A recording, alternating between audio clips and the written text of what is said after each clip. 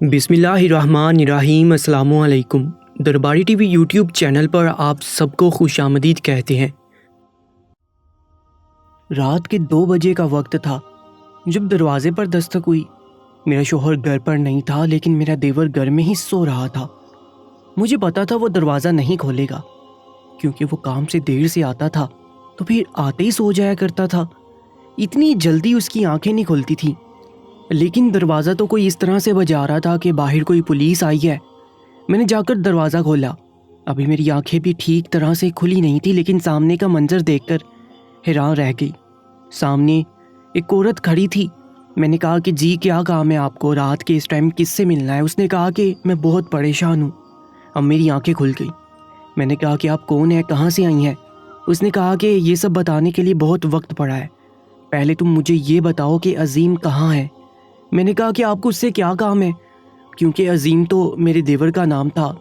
उसने कहा कि ऐसा काम है जो अगर अभी इसी वक्त नहीं हुआ तो मुझे सुकून नहीं मिलेगा। मैं हैरान हुई कि ये औरत कौन है, रात के इस वक्त घर आ गई है, अजीम के बारे में पूछ रही है और कह रही है कोई ज़रूरी काम है। उसने कहा मेरी मदद करो, नहीं तो बड़ा तूफान आ जाएगा। पता नहीं ये कहना क्या चाहती है। मैं उसे घर के अंदर बुला लिया और अपने देवर को जगा दिया। वो तेज़ी से मेरे देवर की तरफ बढ़ी और इसके बाद उसने जो मेरे देवर के साथ किया वो देखकर मेरे कदमों तले से ज़मीन निकल गई। मेरा नाम कशमाला है। हम सीधे साधे लोग थे। मोहल्ले से ही मेरा रिश्ता आ गया। मेरे शोहर का काम ऐसा था कि वो दूसरे शहर में काम करता था। हमारे घर में सिर्फ मेरे लिए रिश्ता नहीं आया था, बल्कि मेरी बहन के लिए मेरे देवर का रिश्ता भी आया था। लेकिन मेरी बहन अभी पढ़ाई कर रही थी, इसलिए मुझे रुखसत कर दिया गया था और उसकी शादी के लिए 1 साल का वक्त मांगा था। सब लोग इस रिश्ते से मुतमिन थे और किसी को कोई भी मसला नहीं था। मेरे शोहर का नाम अहमद था। मेरे शोहर ने कहा कि तुम्हें मेरे भाई से परेशान होने की कोई ज़रूरत नहीं है, वो बहुत अच्छा इंसान है और सिर्फ 1 साल की बात है, इसके बाद तुम्हारी बहन भी इस घर में आ जाएगी। मुझे अकेले रहना बिल्कुल अच्छा नहीं लगता था। मेरा देवर पूरा दिन घर पे नहीं होता, रात को देर से आता था और आकर सो जाया करता था। ज़िंदगी इसी तरह गुजर रही थी। एक दिन देखा कि जब वो धुले हुए कपड़े घर लेके आया तो उसमें औरतों के कपड़े ज़्यादा थे। मैंने कहा कि इसमें औरतों के कपड़े ही हैं। उसने कहा कि भाभी आजकल यही ज़माना आ गया है। पहले औरतें सिर्फ मर्दों के कपड़े धुलवाया करती थी, क्योंकि वो धोने मुश्किल होते थे। अपने कपड़े खुद ही धो लिया करती थी, लेकिन आजकल तो औरतों के कपड़े ज़्यादा होते हैं। लोगों ने सहूलत इस्तेमाल करना शुरू कर दी है, लेकिन खुद बहुत ज़्यादा सुस्त हो गए हैं। और हमें क्या, हमारा कारोबार तो इसी से चलता है।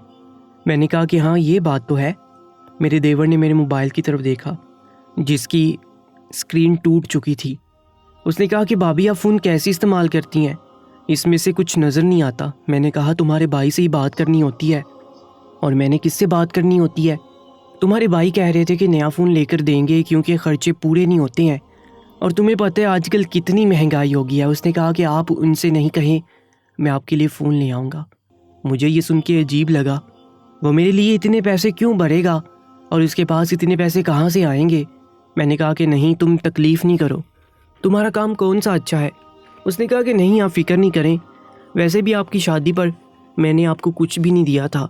हमारी तरफ ये रिवाज है कि मुंह दिखाई सिर्फ दुल्हा नहीं देता बल्कि सारा ख़ानदान देता है। लेकिन हमारे ख़ानदान वाले थे ही कितने, और हमारे माँ बाप भी नहीं हैं, इसलिए मेरी तरफ एक तोहफ़ा तो उधार बनता है जो मैं आपको ज़रूर दूंगा। मैंने कहा कि ठीक है। मुझे लगा कि बस ऐसे ही कह रहा है, लेकिन अगले दिन ही फ़ोन ले आया और एक बात उसने बहुत अजीब कही। उसने कहा कि भाई को नहीं बताइएगा कि ये फ़ोन मैं लेकर आया हूँ। मैंने कहा कि फिर मैं क्या बताऊँगी, वो मुझसे सवाल करेंगे। तो कहने लगा कि आप कह दीजिएगा कि मेरी किसी दोस्त ने दिया है, या बोल दीजिएगा कि आपके घर वालों ने दिया है। मैंने कहा कि वो जानता है कि मेरे घर वाले भी इतने अमीर नहीं हैं और अभी उन्होंने मेरी शादी की है, तो फिर ये इतना महंगा फ़ोन कहाँ से लेकर दे सकते हैं। मेरे देवर का कहना था कि देखें, मैंने आपके लिए इतना अच्छा तोहफ़ा लेकर दिया है, अब इसकी हिफाजत करना और इसके लिए झूठ बोलना आपका काम है। आप कुछ भी बोल दीजिएगा, लेकिन मेरा नाम नहीं लगाए। मैं तो हैरान थी कि जब कोई किसी को तोहफ़ा देता है तो वो यही कहता है कि इन सबको बताएं, ये तो मुझे उसने दिया है। लेकिन यहाँ मेरा देवर क्रेडिट भी नहीं लेना चाहता था। ससुराल में तो इस तरह होता है कि कोई गलती से भी आपको छोटी सी भी चीज़ देता है तो वो ज़रूर जताता है, لیکن میرے دیور نے میرے لیے 30,000 کا خرچہ کر دیا اور وہ کریڈٹ لینا نہیں چاہتا تھا۔ خیر میں نے تکلف کے سارے تقاضے پورے کر دیے تھے، میں نے انکار بھی کیا تھا، اسے یہ بھی کہا تھا کہ اس کو واپس کرو۔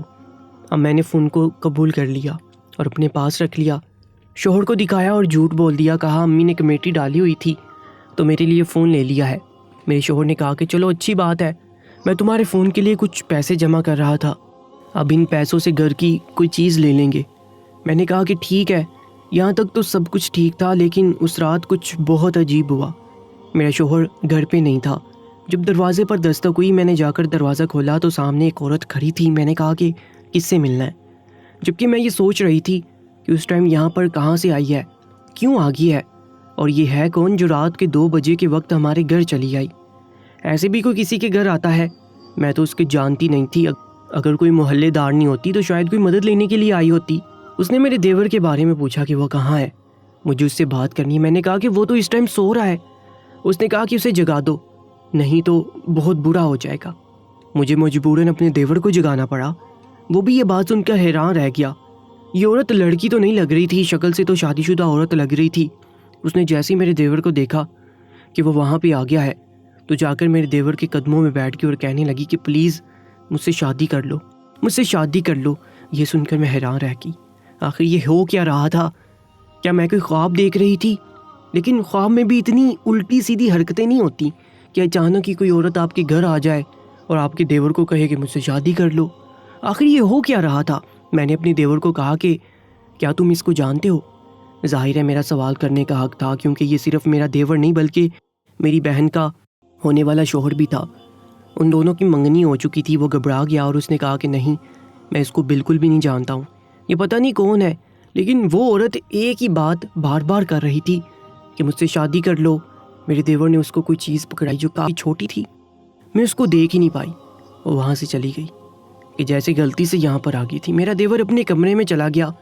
میں اس کے کمرے میں نہیں جاتی تھی جب تک مجبوری نہ ہوتی۔ میں ہمیشہ باہر کھڑی ہو جاتی تھی، میں دستک دیتی اور وہ خود ہی باہر آ کر پوچھ لیتا کہ کیا کام ہے۔ لیکن اب دستک دے رہی تھی، پھر بھی وہ جواب نہیں دے رہا تھا۔ شاید اس کے پاس جواب دینے کے لیے کچھ تھا ہی نہیں۔ صبح ہوئی تو میں نے اسے کہا کہ یہ کیا چکر چل رہا ہے، رات کو کیا ہوا تھا؟ اس نے کہا کہ مجھے تو خود سمجھ نہیں آئی، اور جیسا آپ سوچ رہی ہیں ایسا کچھ بھی نہیں ہے۔ میں آپ کو یقین دلاتا ہوں اس کا میرے ساتھ کوئی تعلق نہیں ہو رہا ہے۔ آپ خود سوچیں، کچھ ایسا کیسے ہو سکتا ہے؟ میں تو آپ کی بہن کو پسند کرتا ہوں اور اس سے شادی کرنا چاہتا ہوں، لیکن آپ کو میری مدد کرنی ہوگی۔ آپ یہ بات کسی کو نہیں بتائیے گا، بس آپ کو بھروسہ کرنا ہوگا۔ مرد پر بھروسہ کرنا ویسے بھی بڑا مشکل ہوتا ہے، وہ بھی اس معاملے میں۔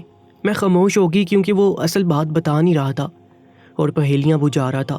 میں نے کہا کہ تم اس عورت کو جانتے ہو؟ اس نے کہا کہ بابی میں نے کہا بس مجھے اتنا بتا دو۔ اس نے کہا کہ میں اس کے کپڑے دھویا کرتا تھا اور یہ تو شادی شدہ ہے۔ ذرا اس بات کو سمجھیں کہ ایک عورت کی شادی ہوئی ہے تو دوسری شادی کیسے ہو سکتی ہے؟ مجھے لگتا تھا اسے نیند میں چلنے کی بیماری تھی، اسی لیے وہ یہاں پر آ گئی۔ میرے دیور کی کسی بات میں کوئی وزن نہیں تھا۔ وہ نیند میں چل کے اپنے گھر سے نکل کے سیدھا ہمارے گھر کیوں آئی، جبکہ وہ تو ہمیں جانتی بھی نہیں تھی، اور میرے دیور نے اس کے ہاتھ میں کوئی چیز بھی پکڑائی تھی۔ میں نے سوچا کہ میں موقع کیوں چھوڑ دوں۔ میں نے کہا کہ تم نے کیا چیز دی تھی؟ تو میرے دیور کا کہنا تھا کہ نہیں، میں نے اس کو کوئی بھی چیز نہیں دی تھی، وہ تو صاف مکر گیا۔ اب میں خاموش ہو گئی کہ مجھے پتا تھا کہ میں اس سے جو بھی بات پوچھوں گی یہ جھوٹ ہی بولے گا، اس لیے مجھے خود پتہ لگانا تھا۔ میں نے صبح اپنی ایک دوست سے یہ بات کی جو اسی محلے میں رہتی تھی اور کافی اچھی عورت تھی۔ اس کی شادی کو کافی سال ہو گئے تھے اور وہ یہاں پر کافی عرصے سے رہ رہی تھی۔ میں نے اسے یہ تو نہیں بتایا کہ ایسا کیا ہوا ہے، پر میں نے جھوٹ بولا کہ کوئی اور مجھے ایسی کہانی سنا رہی تھی۔ اس نے کہا کہ ہاں، تمہارا دیور ہمیشہ عورتوں کے کپڑے دھوتا ہے، اور اس طرح کی ایک بات ہم نے پہلے بھی سنی تھی۔ اب یہ سب کیا ہے ہمیں نہیں پتا۔ میں نے کہا تم مجھے تو اس بات کی تہہ تک جانا چاہیے، کیونکہ وہ میری بہن کا ہونے والا شوہر ہے۔ میری بہن چھوٹی ہے، معصوم ہے، اسے تو کسی بات کا پتہ نہیں ہے۔ ہم لوگ تو یہ سوچ کے ہی اس خاندان میں آئے تھے کہ یہاں کوئی ساس نہیں ہے، نہ نند ہے۔ اس عورت نے کہا کہ تمہارے شوہر کے بارے میں کبھی بھی کوئی ایسی بات نہیں سنی، اور نہ ہی تمہارے دیور کے بارے میں، سوائے اس بات کے بارے میں یہ لوگ برے نہیں ہیں اور بد کردار بھی نہیں ہیں، لیکن تھوڑے سے عجیب ہیں، ان کی حرکتوں کی سمجھ نہیں آتی۔ کچھ دن اسی طرح گزر گئے اور پھر ایک دن رات کو دروازے پر دستک ہوئی۔ میں نہیں اٹھی کیونکہ مجھے لگتا تھا کہ اس طرح کا کوئی معاملہ ہے۔ جاگ تو میں گئی تھی، لیکن میں نے جا کر دروازہ نہیں کھولا اور کھڑکی میں کھڑے ہو کر منظر دیکھنے لگی۔ تھوڑی دیر کے بعد میرا دیور اپنے کمرے میں سے نکلا اور چوروں کی طرح دروازے کی طرف بڑھا۔ وہ آس پاس دیکھ رہا تھا اور ظاہر ہے مجھے دیکھ رہا تھا کہ کہیں میں باہر نہ آ جاؤں، کیونکہ میرا شوہر تو نہیں تھا۔ اس دفعہ دروازے کے سامنے کوئی عورت کھڑی تھی اور یہ بھی شادی شدہ نہیں لگتی تھی۔ وہ بھی اندر آئی اور اس کے انداز بھی ایسے تھے جیسے جلدی جلدی میں کوئی بات بول رہی ہے۔ پھر میں نے اس کی ہونٹوں کی جنبش سے اندازہ لگایا کہ وہ یہی کہہ رہی تھی کہ میرے سے شادی کر لو۔ میرے دیور نے اسے بھی کوئی چیز پکڑا دی اور وہ وہاں سے چلی گئی۔ بہت سوچنے سمجھنے کے بعد میں اس نتیجے پر پہنچی تھی کہ میرے دیور سے جو بھی عورت کپڑے دھلواتی تھی اور وہ جس کے بھی کپڑے دھوتا تھا یا اس عورت کو کچھ عرصے سے جانتا تھا، وہ عورت رات کو ہمارے گھر آ جاتی تھی اور میرے دیور کی منت کرنے لگتی تھی کہ اس سے شادی کر لی جائے۔ میں نے باتوں باتوں میں اپنے شوہر سے اپنے دیور کے بارے میں پوچھنے کی کوشش کی۔ میرے شوہر نے کہا کہ وہ تو ہمارے خاندان کا سب سے خوبصورت لڑکا ہے، لیکن پیسے وغیرہ کچھ نہیں کماتا تھا۔ سب اس کو اسی بات پہ ڈانٹتے رہتے تھے اور بہت زیادہ بےعزتی بھی کرتے تھے کہ مرد کا کام اور کیا ہے اگر وہ پیسے نہ کمائے۔ ہم اسے یہی کہتے تھے کہ تم پیسے کمانے کے بارے میں سوچو، کیونکہ وہ پڑھا لکھا بھی نہیں تھا۔ لیکن پھر اس نے یہ کام شروع کر لیا اور اس نے بہت زیادہ محنت کی اور اس کی اچھی خاصی تنخواہ ہے۔ اتنی تو ہے کہ کل کو اپنا اور اپنی بیوی کا بوجھ اٹھا سکتا ہے۔ تمہارا ہونے والا بہنوئی ہے، اسی لیے فکر مند ہوں۔ میں سمجھ سکتا ہوں، پر فکر نہیں کرو، ہمارے خاندان کے مرد بہت اچھے ہیں، بہت محبت کرنے والے ہیں، اپنی بیویوں کو بہت پیار سے رکھتے۔ کیا میں نے تمہیں پیار سے نہیں رکھا ہوا؟ میں نے کہا کہ آپ بہت اچھے ہیں، لیکن آپ یہاں سے چلے جاتے ہیں، میں پریشان ہوتی رہتی ہوں۔ میں چاہتی تھی کہ میرا شوہر کسی دن گھر پہ ہو اور یہ معاملہ ہو جائے تاکہ میرے شوہر کو بھی پتہ چل جائے۔ اور اس نے کہا کہ پہلے تو وہ ہفتے میں ایک دفعہ آتا تھا، اب وہ مہینے میں ایک دفعہ آیا کرے گا کیونکہ کام بہت زیادہ ہے۔ میں خاموش ہو گئی۔ اس نے کہا کہ شکر کرو کہ میں کسی دوسرے پردیس میں تو نہیں ہوں، مہینے میں چکر تو لگ ہی جاتا ہے۔ تم پریشان نہیں ہو سکتا ہے کچھ ماہ تک سب کچھ ٹھیک ہو جائے۔ میں نے اس بات کی تہہ تک جانا تھا کیونکہ مجھے پتہ چل گیا تھا کہ کوئی گڑبڑ ہے۔ میرا دیور میری خوشامد کر رہا تھا۔ پہلے اس نے جو مجھے فون لے کے دیا وہ بھی اسی سلسلے میں تھا کہ میں کوئی بات نہ کروں، اور آج کل وہ میرے لیے اکثر کوئی نہ کوئی چیز لے کے آتا، کبھی کوئی سوٹ لے کر آتا تو کبھی کوئی گھڑی۔